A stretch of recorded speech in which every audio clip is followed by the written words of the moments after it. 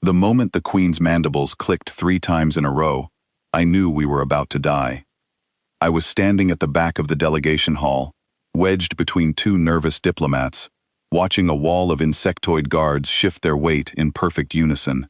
My name is Daniel Ashcroft, and technically, I was not even supposed to speak in this room.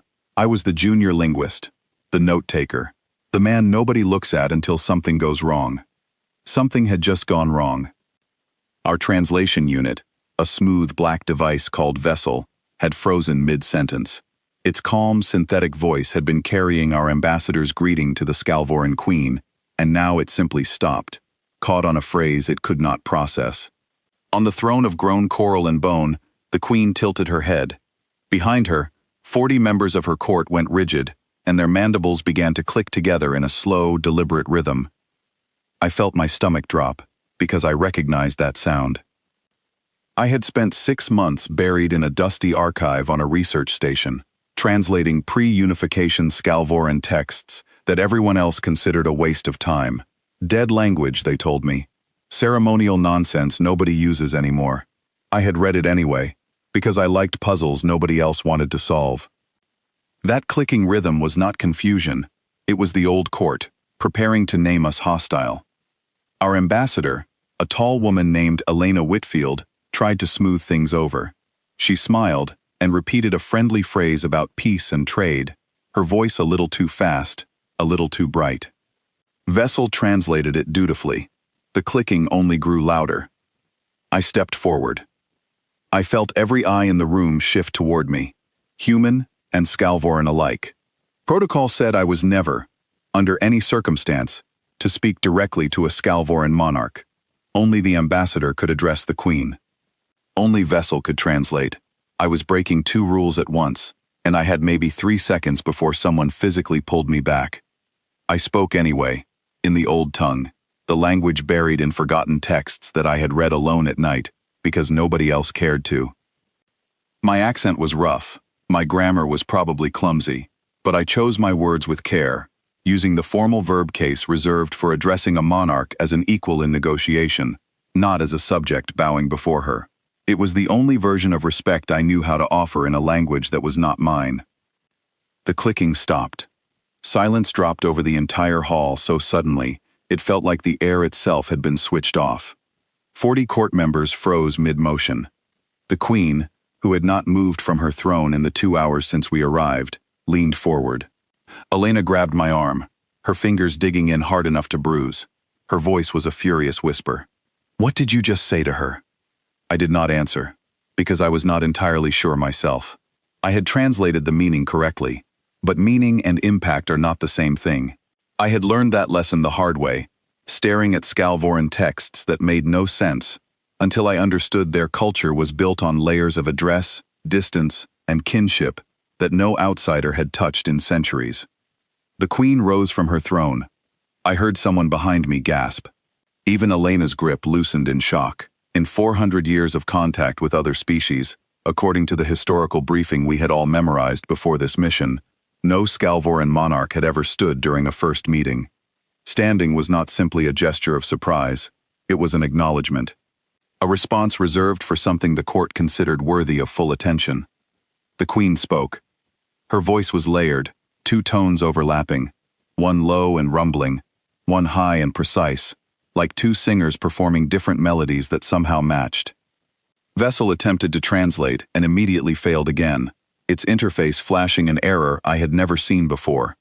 The dialect was too old, too specific, built from grammar structures the machine had never been trained on. But I understood her.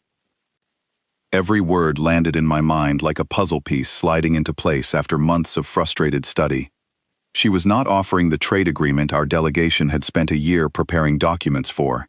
She was asking a question that could not be answered with numbers or contracts. She wanted to know why a human had bothered to learn her family's dead language when even her own younger generations had stopped using it. I answered her honestly, because I could not think of anything else to do. I told her, in broken but sincere old tongue, that some languages deserve to be remembered, even after the people speaking them stop remembering them themselves. I told her I found her language beautiful, the way some grammar forces you to acknowledge the listener's feelings before you can even finish a sentence. I told her I hoped speaking it correctly, even imperfectly, was a sign of respect rather than an insult. The entire court remained motionless, but it was a different kind of stillness now. Not the coiled tension before an attack, something closer to attention. Genuine, focused attention, the kind you give someone who has surprised you in a way you did not expect to be surprised. The Queen studied me for a long moment. Then she spoke again, slower this time, as if she understood my grasp of her language was fragile and wanted to give me room to follow. She said that no outsider had spoken her family's tongue to her since before her own mother sat on that same throne. She said the last time it happened, it ended badly, with misunderstanding and conflict that took generations to repair. She said she had assumed the language would die with her line, forgotten by everyone except her own court. I told her I was sorry that it happened before, and that I hoped this time could be different. Elena leaned close to me again, her whisper sharp with panic. Ashcroft, tell me exactly what is happening right now, because I cannot follow a single word of this. I kept my eyes on the Queen as I answered quietly. She thinks we are trying to build something real, not just a trade deal, a relationship between our peoples that actually means something. Elena's breath caught. That is exactly what the Council wants, but we do not have authorization for anything beyond the trade framework. If this goes further than that, I cannot promise what happens when we report back. I understood her concern. Diplomacy is built on careful boundaries, and I had just kicked one open by accident.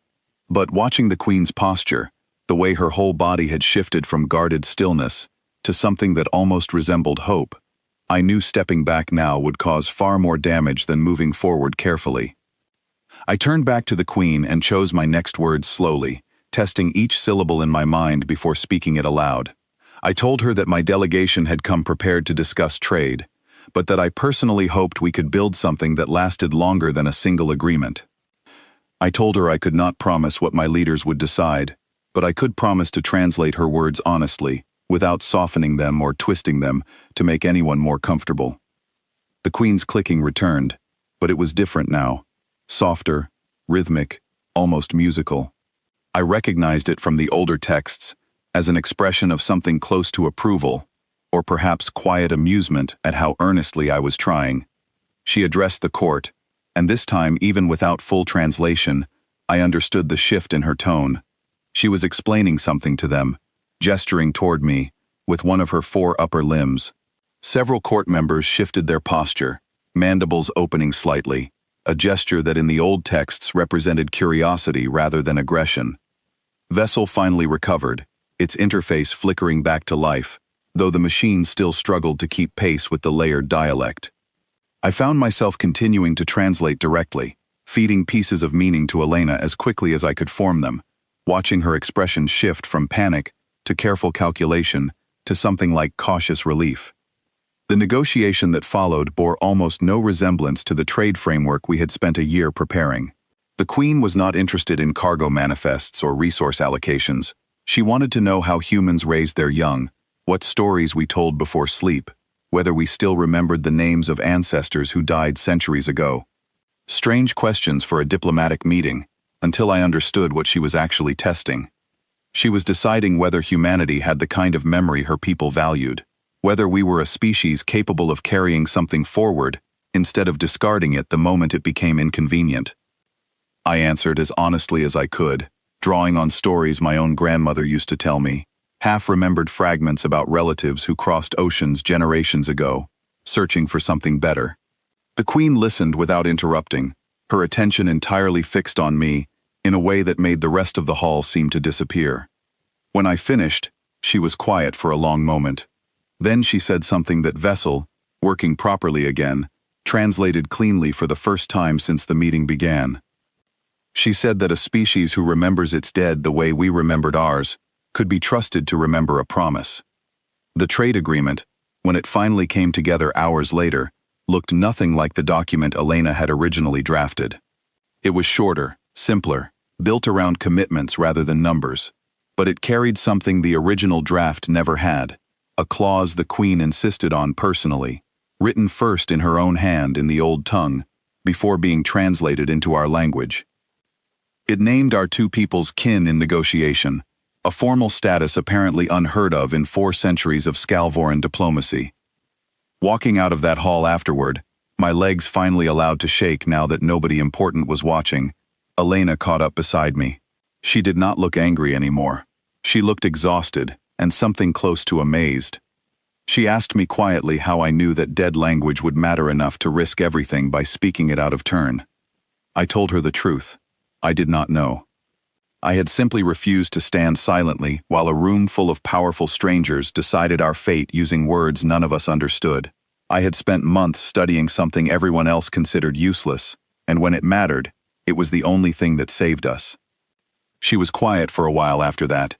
Then she told me I would be leading language relations for every future meeting with the Scalvoran court, whether the council liked it or not.